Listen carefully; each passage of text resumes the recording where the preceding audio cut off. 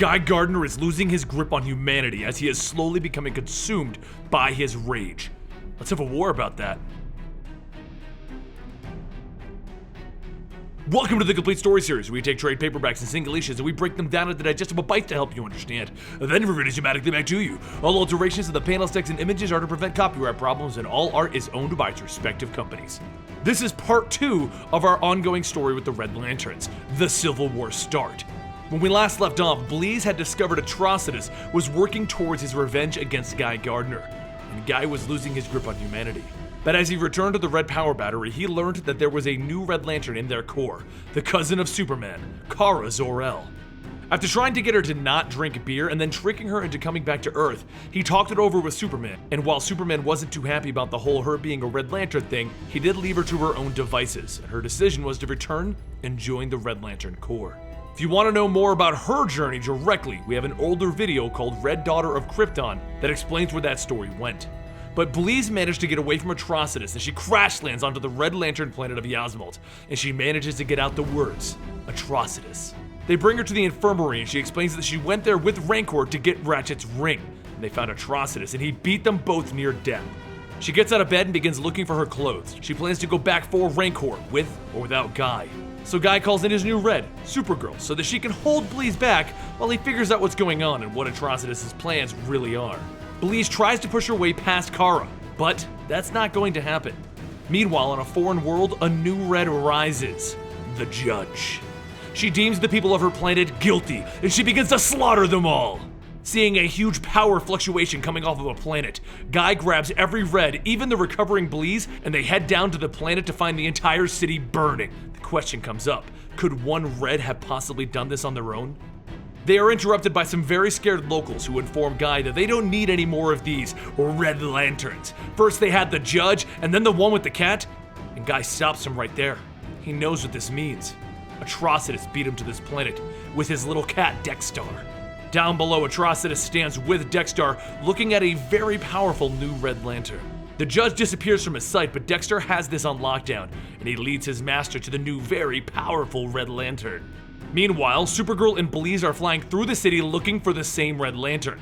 But they take damage from the locals who are scared and attacking anything in red, so Bleez has to land and recover. Her wounds are nowhere near healed enough to actually get into real combat, which leaves Supergirl to go on the search by herself using her X-ray vision. She eventually tracks down the Judge as the Judge is trying to judge the planet guilty, and Supergirl hits her with a blast from her ring, telling her that's enough.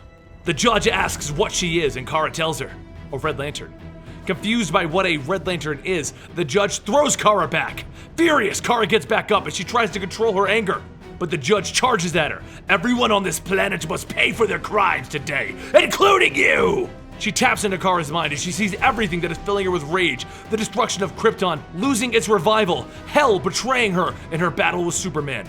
And then she deems Supergirl innocent. Flawed and dangerous, but young and innocent. So the Judge leaves Kara, telling her that she understands her now. But since they aren't fighting anymore, Kara flies over to her and explains that there is blood on Yasmalt that can help clear her mind. And they brought it on their ship, which they brought from the planet. If the Judge will wait here, she'll bring it to her. So Kara flies off to get the blood, and Atrocities sees her, and he tells his ring to track her movements, while he walks over to have a talk with this new Red Lantern. The Judge grabs him and looks at his life.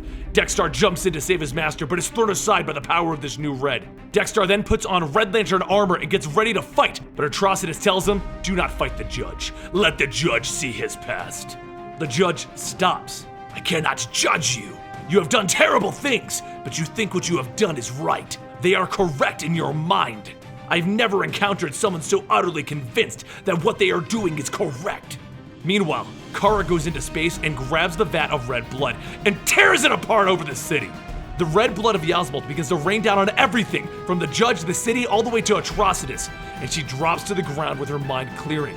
This would be a good solution, except that it empowers Atrocities. He begins to command the blood and swirl it around, using it to his advantage. Kara blasts it with her heat vision, causing a massive explosion of blood and fire, turning the bloodstorm into a burning bloodstorm. Bleez slaps Kara. Stop and think! But Guy has an idea. It's never been done before, but they have no other option.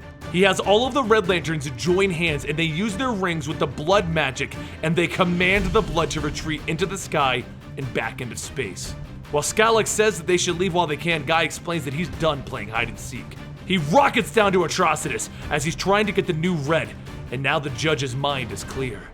Guy commands the Reds to drop Atrocities and the cat, but Atrocities utters one word that causes everyone to pause. Rancor. He is now being handled by the vicious new Red that Atrocities recruited earlier, and he swears that if Guy lets him leave with the judge, he'll return Rancor to them, by his blood oath. But the judge tells him, no. She wants to sit here and pass judgment on herself for her actions, whether or not this harms the one called Rancor. Guy looks glaringly at Atrocities. This is it then? You're declaring war on us? Not yet, Gardener. When I declare war, you'll know. Oh, the things I have planned for you, Gardener. You and anyone that stands with you. Worse than you have tried, buddy. And I'm still here, you bastard! I'm still here! With that, Atrocities leaves the planet with Dexstar. But as Gardener and his Reds leave the planet, he tells his team, it's time to get Rancor back. We now go into the Red Lantern Civil War and the conclusion to the Red Lantern arcs.